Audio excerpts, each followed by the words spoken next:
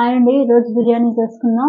దానికి first oil పెట్టి onions వేసుకోవాలి. అలాగే హోల్ మసాలా సామాన్లు చూసారు కదా, హోల్ మసాలా, అలాగే షాజీరా, లవంగం, క్లౌస్ అన్నీ వేసి, అలాగే vegetables, all vegetables,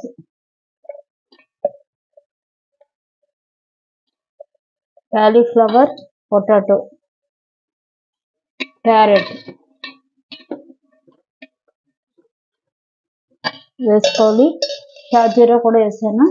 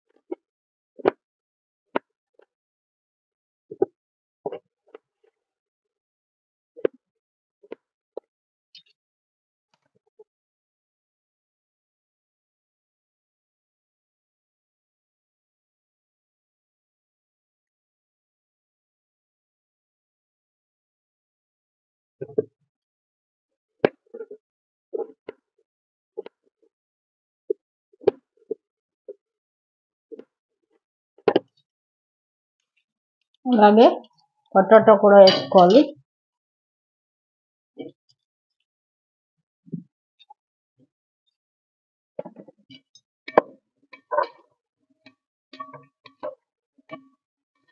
carrot, cauliflower, potato వేసి ఫ్రై చేయాలి ఆయిల్లో పెట్టి. అండ్ ఇప్పుడు చూసారు కదా, ఇవి వెజిటబుల్స్ సగం వేగాలి. వెజిటబుల్స్ వేగాక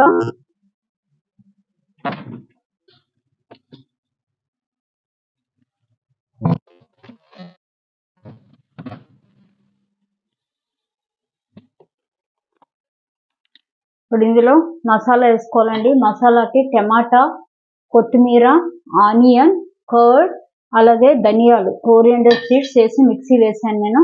ఇది పేస్ట్ ఇందులో వేసుకోవాలి. ఇప్పుడు మనం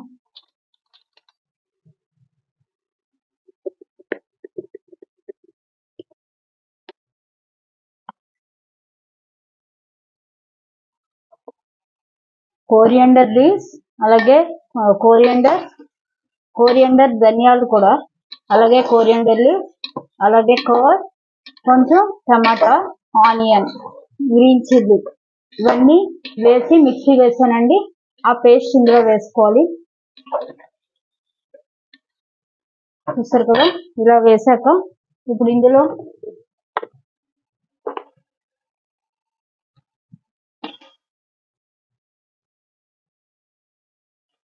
ఆల్రెడీ మన కోరియండర్ సీడ్స్ వేస్తాము.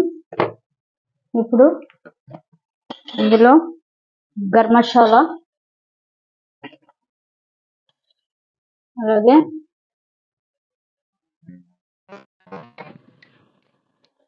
కొంచెం టర్మరిక్, లైట్గా టర్మరిక్ వేసుకుని కలుపుకోవాలి.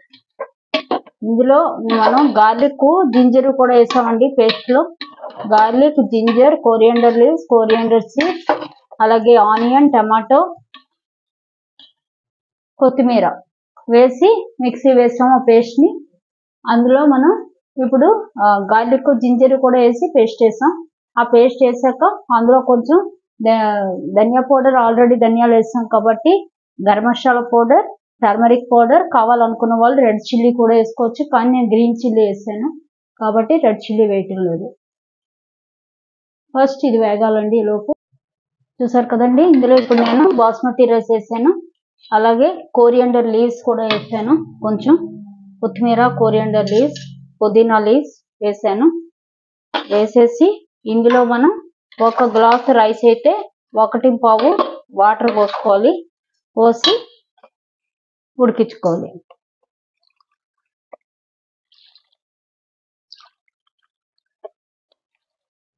అలాగే సాల్ట్ కూడా వేసుకోవాలి.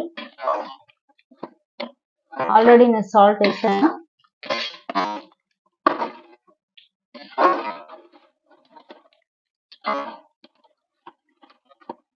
అంతేనండి. ఇప్పుడు ఇది బాయిల్ చేసుకోవాలి మనం. చూసారు కదా, సరిపడా సాల్ట్ వేసాను. ఇప్పుడు సిమ్లో పెట్టి బాగా ఉడికే వరకు ఉడికించాలి. ఇప్పుడు బాయిల్ అయ్యే వరకు మనం హైలో పెట్టి తర్వాత సిమ్లో పెట్టుకోవాలి. అండి, ఇప్పుడు బిర్యానీ ఎంతవరకు వచ్చింది చూద్దాం. చూసారు కదా, ఆల్మోస్ట్ రెడీ అయిపోయింది.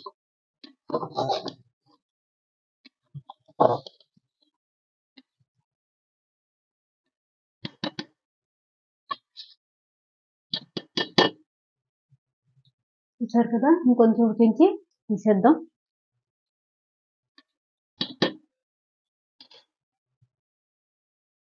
చూసారు కదండి, బిర్యానీ రెడీ అయిపోయింది. ఇంకా స్టవ్ ఆఫ్ చేసేద్దాం. ఆల్మోస్ట్ ఉడికిపోయింది.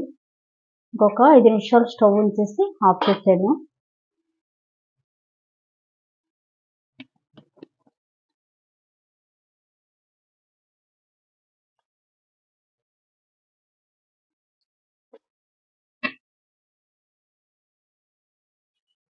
ఇవన్నీ తీసేకపోతే చేదొస్తాయండి. అవి తీసేసుకుంటేనే చాలు. ఇంకా బిర్యానీ ఉడికిపోయాక అవి ఏరేసుకుంటే మనకి బిర్యానీ చేదు రాకుండా ఉంటుంది. ఎంతసేపు అయినా బాగుంటుంది. ఇంతేనండి, బిర్యానీ రెడీ.